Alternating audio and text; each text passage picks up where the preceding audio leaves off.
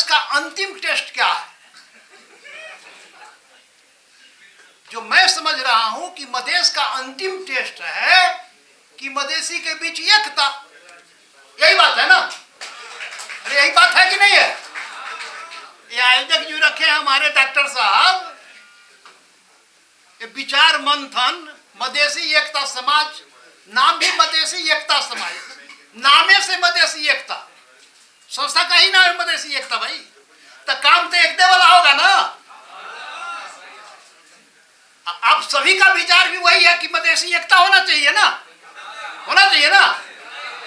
चलिए, ये सबसे अच्छी बात हुई कि इस हॉल में पूरे मदेश बैठा हुआ है, माना जाए पूरे मदेश बैठा, मदेश के प्रतिनिधि बैठे हुए हैं और साक्षी के रूप में यहाँ पत्रकार भाई सब बैठे हुए हैं, सब साक्षी है। तो हमारे सारे मदेश आज के दिन में मदेशी शक्ति के बीच में एकता चाहता है। अभी तो धन्यवाद देना चाहिए। अरे मदेशिया, शक्ति सब जो था ना तो सो गया था, वो तो एकता फेंकता की बातें भूल गया था।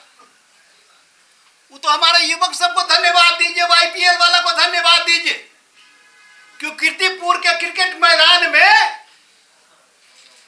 धोती याद दिला दिया यहाँ के शासक को, और उसको बर्दाश्त नहीं हुआ तो आक्रमण भी कर दिया। तो देश संदेश तो पूरे देश में गया ना। अरे क्या अपराध था उस नौजवान का? वो जीत गया, वो खेलने आया काठमांडू में, वो मदेशी नौजवान, तो उसको अपमान करने की जरूरत थी क्या? जनकपुर बोलना उसका नाम था, धोती नाम था, तो तूने धोती कहा, तो तू तो याद दिला दिया वो मदेशी को। यार, यहाँ के शासक उस मदेशी को याद दिला दिया जो भूल गया था 8-10 वर्ष में, सत्ता स्वार्थ विभिन्न कुकर्म में भूल गया था। अब ये सारे साथी बता चुके क्या क्या कर्म हुआ, क्या क्या कुकर्म हुआ। अरे मदेशी एकता के लिए तो मैंने क्या नहीं किया, सब कुछ किया ना। सब कुछ त्याग करके मदेशी एकता किया, मदेश की सारी पार्टियों को एक कर दिया। अब हृदय जी कहते हैं कि कम से कम अति क्या कहते हैं, लूज अलायंस। अरे अब लूज अलायंस की बात करो तो सारा मदेशी पार्टी को एक करने का काम कर दिया। उसके लिए मुझको जो भी क्या करना पड़ा था मैंने किया था, लेकिन उसके बाद क्या क्या कुकर्म हुआ। अरे मदेश की जनता तो एक होकर दिखा दिया है साहब। मदेश की जनता पूरे मेची से महाकाली तक 72 के आंदोलन में जब संविधान बन रहा था, यहां संविधान पर हस्ताक्षर करने वाले, मदेशी का गर्दन काटने वाला जो संविधान बना, उस पर हस्ताक्षर करने वाला भी सांसद यहां भी बोल रहा था मदेश के बारे में। अरे जब गर्दन कट रहा था, आप क्या कर रहे थे? गर्दन काटने में हस्ताक्षर कर रहे थे। लंबा भाषण देने से होता है? इसलिए मदेशी जनता तो पार्टी न साटी। 72 का 6 महीने आंदोलन जो हुआ था, 6 महीने आंदोलन, बंद, हड़ताल, चक्का जाम, नाकाबंदी, उस आंदोलन में सारा मदेशी एक था। नहीं कोई पार्टी नहीं थी।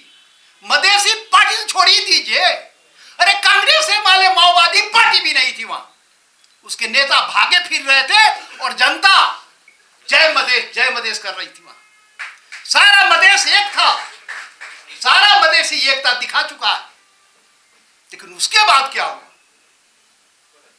अरे 72 के चुनाव में सैकड़ों लोग शहीद हुआ ना, हमारे भाई शहीद हुए थे ना। 6 महीना बंद, हड़ताल, चक्का जाम, नाकाबंदी तक गए थे ना। गरीब से गरीब जनता पेट बांध करके आंदोलन में भाग लिया था। सारा उद्योग धंधा, कल कारखाना हमारा बंद था। अरबों का क्षति हुआ मदेश में। स्कूल कॉलेज हमारा बंद था, हमारा बाल बच्चा का पढ़ाई 6 महीना अवरोध हुआ। सब कुछ हमने किया, हमारे जनता ने सब कुछ किया।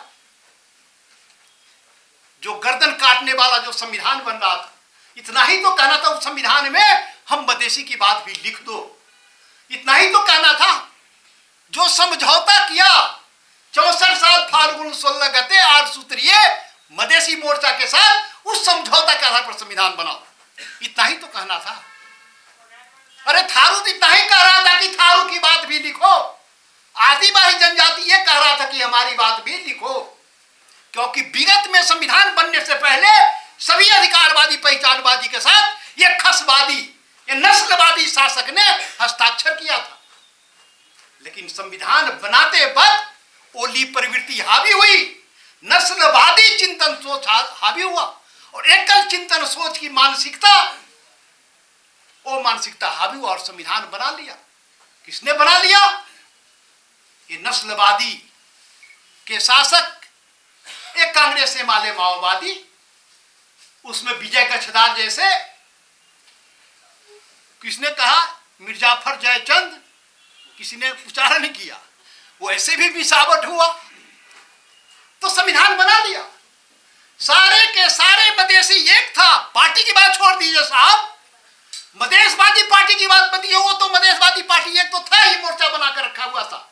सारे मधेशवादी पार्टी एक जगह था मोर्चा बनाकर, मोर्चा नहीं, पार्टी नहीं, सब मधेश की जनता एक था, तीनों पुश्ता एक था, नाती पोता और बाबा दादा सभी एक ही बार जय मधेश कह रहा था उस आंदोलन में। लेकिन हुआ क्या? क्या हुआ? सारे मधेश, दुनिया में रहने वाले सारे मधेसी एक हो गया था। सिर्फ मधेश में रहने वाला मधेसी नहीं, इस दुनिया में जितना मधेसी था सारा मधेसी जय मधेश का उस आंदोलन का सपोर्ट किया था। लेकिन उसके बावजूद भी हुआ क्या? यहां का नस्लवादी ओली प्रवृत्ति गोली चलाया और संविधान घोषणा किया, जारी किया। ये बात छुपी हुई है क्या? बताइए साथी लोग, बात छुपी हुई है क्या? बनाया ना, सारा मधेसी एकता के बावजूद भी संविधान बना लिया, घोषणा कर लिया, मधेसी का गर्दन काट दिया। मधेश आंदोलन को हरा दिया, परास्त किया बंदूक के नाल पर, और सारे नस्लवादी कांग्रेस से वाले माओवादी, अमरेश जी की पार्टी समेत तत्कालीन पार्टी, संविधान बना दिया हमारे विरोध में, और हम देखते रह गए। हमारे मधेसी आदिवासी जनजाति थारू सब देखते रह गए, हमारी हत्या कर दी गई। और आज उसी संविधान का संशोधन का बात हो रहा है, यहां चर्चा हुआ ना, उसी संविधान का संशोधन होगा। कौन करेगा संशोधन? आप करेंगे? मधेसी करेगा? क्यों नस्लवादी करेगा? कांग्रेस से माले करेगा? कांग्रेस से माले का न जनमत है वहां। अभी का पार्लियामेंट में, संसद में संविधान संशोधन संसद से होगा ना कि सड़क से होगा? उस संसद में पहला पार्टी और दूसरा पार्टी दोनों मिल गया कि संविधान संशोधन करने के लिए मिला कि दूसरे काम के लिए मिला। ये पत्रकार भाई सब बेसी पूछते हैं, कौन कौन धंधा के लिए लोग मिला है, सारी दुनिया जानती है। लेकिन कहता है कि संविधानों संशोधन करेंगे, और संविधान संशोधन करेंगे तो थोड़ा थोड़ा बाकी सांसें उसको भी काट देंगे, नहीं कह रहा है, तो थ्रेशोल्ड लगा देंगे रे। अब वो थ्रेशोल्ड लगाने पर पार्टी अब खत्म करो, तुम ना बढ़िया भीतर मधेसी से बाहर हो जाओ, भागो, यही ना कहना है। थ्रेशोल्ड लगाने का मतलब क्या होता है साहब? तुम्हारी पार्टी नहीं रहेगी, पता नहीं वो समावेशी हटाएगा कि क्या समानुपातिक हटाएगा, क्या क्या हटाएगा। कहने का मतलब ये है कि जैसे संविधान बनाया ये लोग, सारे मधेसी एक रहने के बाद भी संविधान बनाया। याद कीजिएगा आप लोग, मधेसी के प्रतिनिधि हो आप लोग ठीक से समझो बात को। आपके सारे मधेसी जनता एक होकर सड़क पर आया तो भी उसने संविधान बनाया, गोली चलाकर संविधान बनाया, संविधान सभा का जनमत का प्रयोग किया। 90% संविधान सभा का जनमत दिखा करके वो 3 नेता संविधान बनाया। संविधान सभा सदस्य को तो मालूम ही नहीं हुआ कि क्या बन रहा है, नहीं बन रहा है, डिबेट भी नहीं करने दिया फास्ट ट्रैक के नाम पर, और नस्लवादी संविधान बना लिया। वो संविधान किस रोज फेल होगा मुझको पता नहीं, क्योंकि 6 संविधान इससे पहले नेपाल में 70 वर्ष में 6 संविधान समाप्त हो गया, 7वां संविधान है। यही नस्लवादी चिंतन सोच के कारण बार बार संविधान बनता है। 70 वर्ष में 7 संविधान बनाने वाला दुनिया में नेपाल है। इसलिए मैं कहता हूं एक Guinness book of world record में नेपाल का नाम दर्ज करा लिया। 70 वर्ष में 7 संविधान, और वो संविधान जनता को अधिकार नहीं देता, जनता को पहचान नहीं देता और अपने लिए संविधान बना लेता है। एकल जातीय चिंतन सोच हावी के कारण नेपाल की जनता को इस अवस्था में रखा। उसी संविधान का संशोधन की बात हो रही है। तो जब संविधान सभी हम एक टांग पर खड़े थे तो भी हम पर गोली चलाकर संसद का प्रयोग करके, संविधान का प्रयोग करके हमारे ऊपर अत्याचार किया। अभी संविधान संशोधन जब होने जा रहा है तो क्या होगा? उससे अलग थोड़ा ही होना है। अरे उससे अलग नहीं होना है। कंफ्यूज नहीं है, ये बिल्कुल कंफ्यूज होने की जरूरत नहीं है। वही होगा, क्योंकि इनका चिंतन तो वही है ना। अरे वही माइंडसेट कर रहा है, थोड़ा थोड़ा मिला हुआ है उसको भी काटो, उसको भी छांटो, खत्म करो। अब क्या करना चाहिए? चलो भाई, एक बात तो हो गई।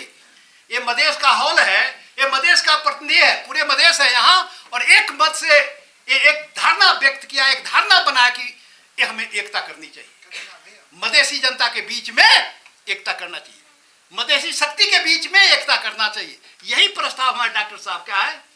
मधेसी एकता समाज का ही प्रस्ताव है, और इस प्रस्ताव को हम सभी ने हृदय से इस प्रस्ताव को स्वीकार किया। ये बात तो सत्य है ना? अरे मधेसी एकता होना चाहिए ना? हाँ, मधेसी एकता होना चाहिए। अब इसके बाद अगला प्रश्न अब ये आता है कि रे भाई, मधेसी एकता तो थे उस समय भी संविधान बनाने तब तो मधेसी एकता किए थे। सब जनता एकता ही, खाली शक्ति की एकता ना, पूरे जनता एकता। लेकिन संविधान तो बनाइए लिया ना, तो अभियो तो करिए लेगा ना। तो खाली मधेसी एकता से होगा? ताकते नहीं पहुंचा, इसका मतलब हो गया ना। अरे ताकते नहीं पहुंचा, इसका अर्थ हुआ कि मधेसी का ताकत ये नस्लवादी के ऊपर दबाव नहीं पड़ रहा। ये नस्लवादी जो शासन है, 270 वर्ष से शासन कर रहा है, एकल शासन।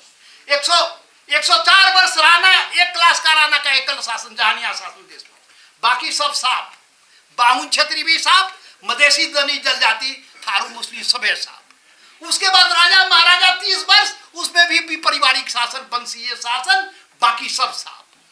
लेकिन आश्चर्य तो तब है कि 35 वर्ष का जो समय लोकतंत्र गणतंत्र, ये तो अपना शासन है साहब, ये तो लोकतंत्र है ना। लोकतंत्र गणतंत्र तो अपना शासन है ना, तो अपना शासन में भी साफ। ये क्या हो गया? हाँ? तो जनता का शासन है भाई लोकतंत्र। तो 35 वर्ष का शासन जो हुआ, उसमें भी राजनीति हुई। उस राजनीति में भी हम साफ हो गए। किसने साफ कर दिया? किसने साफ किया? किसने अधिकार नहीं दिया? किसने हमें पहचान नहीं दिया? किसने गलत संविधान बनाया? किसने गोली चलाया? किसने थारू शब्द अधिकार मांगा तो सभी को आजीवन कारावास कर दिया? अरे थारू क्या कहा था संविधान में? वो भी अपना हिस्सा तो मांग रहा था। वो लिमुआन क्या कह रहा था? वो मगरात क्या कह रहा था? सभी कह रहा था भाई ये देश हमारा भी है, हमारे लिए संविधान बना दो ना, इतना तो कहना था। लेकिन नस्लवादी को वो भी नहीं बचा, और एकल संविधान 35 वर्ष में एकल संविधान बनाया। 35 वर्ष जो शासन किया, वो शासन एकल शासन। अभी शासन का रूप देखिए, अभी नेपाल का शासन का रूप कैसा है? कार्यपालिका, व्यवस्थापिका, न्यायपालिका, सरकार का सभी अंग। मैं तो बार बार पार्लियामेंट में कहा, थोड़ा भी हिम्मत है तो जारी करना श्वेत पत्र, तुम्हारा शासन का संरचना कैसा है, कितना थारू है दिखाना। अरे कितना मधेसी है दिखा दो, कितना आदिवासी जनजाति दिखाना, कितना बाहुन क्षेत्रीय दिखाना। श्वेत पत्र जारी कर दो, शासन का रूप कैसे जारी करना?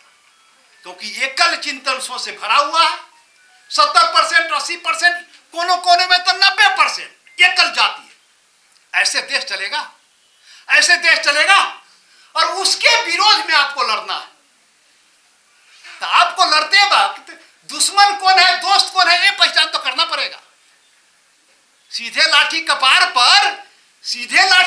पर से काम नहीं चलने वाला है। अरे बुद्धि प्रयोग करना पड़ेगा साहब। हम मधेसी एक जगह मिलते तो अभी हम पास नहीं हो रहे हैं। हमको पास होना है, हमको हरुआ से जितुआ बनना है, क्या कहते हैं, जीतने वाला। अभी तो हरुआ है ना, हार गए हम लोग, मधेसिया सब हार गए। हमको मधेश को मतलब जीतने वाला बनाना है, हरुआ से जीतने वाला बनाना है। तो ताकत हमारा नहीं पहुंच रहा है। मधेसी अकेले लड़ता है, कहता है यो सांप्रदायिक हो, यो विदेशी हो, यो तो सब भारतीय हो, यो तो जी भारत को आंदोलन हो। कपार फूटा, राजेंद्र महतो को मार फेंक दिया, ओली राजेंद्र महतो कह दिया ये आंदोलन भारत को वो, क्योंकि राजेंद्र महतो कहता भारतीय, मधेसिया को भारतीय कहता था, आंदोलन को मधेसी आंदोलन को भारतीय आंदोलन कहने में ये तब क्या है, नैतिकहीन, चरित्रहीन। ये शासक के नस्लवादी को क्या फर्क पड़ता है? अपने देश की जनता को विदेशी कहने में कोई हिचक नहीं होता। नेपाल जब बना ना, अरे नेपाल जो बना 270 वर्ष पहले पृथ्वीनारायण शाह ने जो कहा नेपाल बनाया, तो पृथ्वीनारायण शाह खाली बावने का देश बना? खाली बावने था इस देश में? कि खाली क्षत्रिय था, कि खाली मधेसिया था, कि खाली जनजाति था? सभी था, 22-24 था, 50-60 तो पहचान था इस देश में। सारे पहचान को मिला तब ना नेपाल बना। अरे सभी पहचान मिल करके नेपाल बना है। नेपाल बहुल राष्ट्रीय राज्य है, नेपाल एकल जातीय राज्य नहीं है। इस सत्य को स्वीकार करने के लिए तैयार नहीं है। ये ओली प्रवृत्ति, ये सभी नेपाली का है।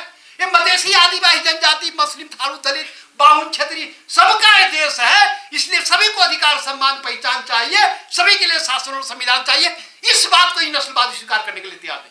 समस्या वहां है क्या? उस समस्या समाधान के लिए हम अकेले नहीं सक रहे, तो हम नहीं सक रहे तो क्या करें? हम उसी वैसे ही पीड़ा भोगने वाला जो इस देश में लोग है, जो नेपाल बना जिस समय, वो सभी मिलाकर नेपाल बना है। और जिस चीज को यहां नहीं दिया जा रहा है अधिकार, पहचान, वो सबको मिलना चाहिए कि नहीं मिलना चाहिए? अरे मिलना चाहिए कि नहीं मिलना चाहिए? मिलना चाहिए, तब ये नस्लवादी को और सिखाना आएगा। जब तक इस देश में मधेसी, आदिवासी, थारू एक प्लेटफॉर्म पे नहीं आएगा, अपने अपने अधिकार पहचान के लिए इकट्ठा होकर संघर्ष नहीं करेगा, इस देश में कुछ भी नहीं मिलेगा। एकदम ढूक होकर बैठिए, कुछ भी नहीं मिलना। इसलिए एक ही उपाय है, एक ही उपाय है नस्लवादी से लड़ने का। हम उत्पीड़न में पड़े इस देश में जो लोग हैं, हम इकट्ठा हो, हम मिले, हम अपनी रणनीति को बदले। इसलिए सबसे पहले मधेसी को एक होना पड़ेगा। सबसे पहले मधेसिया एक हो जाओ, आदिवासी जनजाति भी एक हो जाओ, थारू भी एक हो जाओ, और हम सभी लोग मिल जाओ और फिर लड़ो इससे, देखो क्या होता है देश में। बस यही उपाय है, और कोनो उपाय नहीं, कोई उपाय नहीं है। इसलिए गुमराह नहीं होइए। यहां सस्ता लोकप्रियता वाली भाषण हमने 4 घंटा सुना। अरे करवा सच को स्वीकार किया जाए, ऐसे भाषण तो होते रहेंगे। ऐसे गुमराह करने का काम तो आज तक हुआ है ना। अरे हम मधेसियों को अधिकार पहचान के लिए लड़ने वालों को गुमराह तो किया ही गया है ना, कंफ्यूज तो किया ही गया है ना, डिवाइड एंड रूल तो किया ही गया है ना, उसका शिकार तो हम हुए ही है ना। लेकिन अब नहीं होना। इसलिए अगला अंतिम लड़ाई इस देश में एक लड़नी है। वो अंतिम लड़ाई सभी आंदोलन को। एक मित्र कह रहा था कि राजेंद्र जी मधेशवाद छोड़कर चले गए, फिर मधेशवाद। अरे मधेशवाद कैसे राजेंद्र महतो छोड़ेगा?